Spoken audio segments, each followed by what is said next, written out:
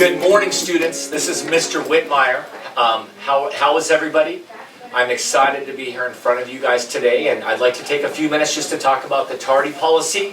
I know many of you have questions. Well, let me just begin by saying this. We're in week 7 of the school year, and we wanted to give everybody time to adjust and to get used to being in school. We know after the last year and a half of being at home, not having a lot of structure other than having to roll out of bed in the morning and log into Zoom, now you've got to be someplace, and you have to be someplace on time.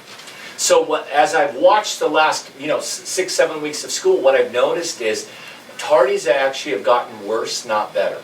So what we've come up with is a solution. Actually, we were doing this before we went out due to the pandemic. And the current freshmen and sophomores, and even the juniors to some extent, we've been using a system called Hero, and it's a scanning system.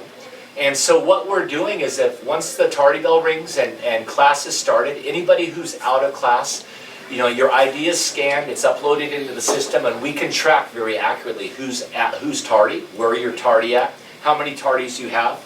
And then what we're doing is we're scheduling truancy conferences with you and your parents. The other thing we're doing is for students who continue to receive multiple tardies, is you will be assigned detention.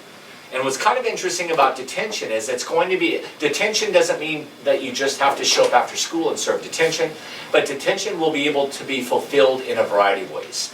It could be through community service, somebody signing off on that. We're going to start Saturday school. Those of you who want to come on Saturday school, it could be after school detention. We're going to provide a variety of ways for you to satisfy that. Now, for you to attend school events, let's say you want to go to the homecoming. Let's say you want to go to junior prom or senior ball, or you want to participate or go to a Friday night football game. Your detentions have to be cleared. Those have to be satisfied in order for you to participate. So, again, we want to provide a variety of opportunities if you do get detention, and that's going to be after a certain number of tardies. And what I will tell you is the rule of thumb is if you have 3 tardies in a week, that's going to trigger a truancy conference with you and your parents, and that's also going to trigger a detention. So I really want to stress to you guys, you have to get to class on time. You have 6 minutes between passing periods. Believe it or not, the 2 periods where we're seeing the most tardies is first period, coming to school in the morning, and we understand it's crowded out there. And then also 5th period, right after lunch. I would almost argue those are the 2 periods where you guys have a lot of control. And those are the areas that we really want to see a dramatic improvement. There's really no excuse, for example, for you to be tardy after lunch. You just had a 30-minute lunch with 6 minutes after that to get to your 5th period class. So I want to really stress to you that you need to be in class on time. Somebody might say, but Mr. Whitmire, I was only 30 seconds late. My response is, be 30 seconds early. Many of you have jobs, and what's interesting to me is when I ask you if you're ever late to work, they're like, no, I'd get fired. Well, school's good practice for that. So by being on time to class in school, trust me, when you get a job, you're going to be on time to work. I'm always amazed at students who get fired from a job, and oftentimes it's over attendance, not going to work on time, not going to work every day like you're supposed to. And then when I look at their school attendance, I see a pattern there.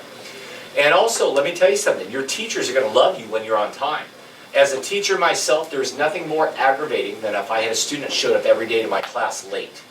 Trust me, when that student came to see me and they wanted extra time for an assignment, I was probably less likely to give that student that time because I'm like, hey, you're late every day. You're not on time, you're disrespecting my class. So think about that when you're late. You're disrespecting not only the class, the teacher, but yourself. So I really do want you guys to be on time. It's really important. I've personally held probably 50 truancy meetings already this year. I love it. Those students I know by name on site now, so out in the quad when I'm calling your name to get you to class, trust me. Do you want me to know your name? Absolutely. I think I should know everybody's name because I think it's always nice. You know my name, I want to know your name.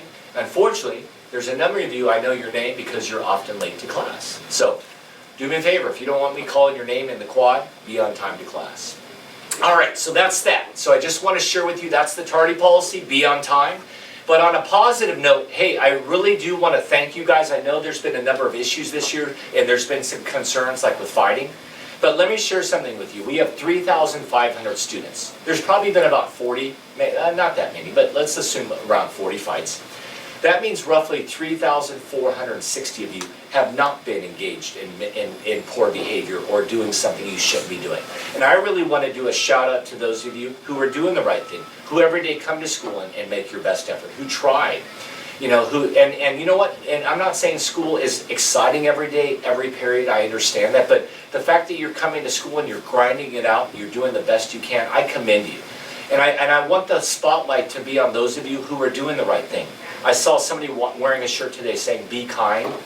You know, sometimes as silly as we think that is, being kind is cool. Being kind is cool.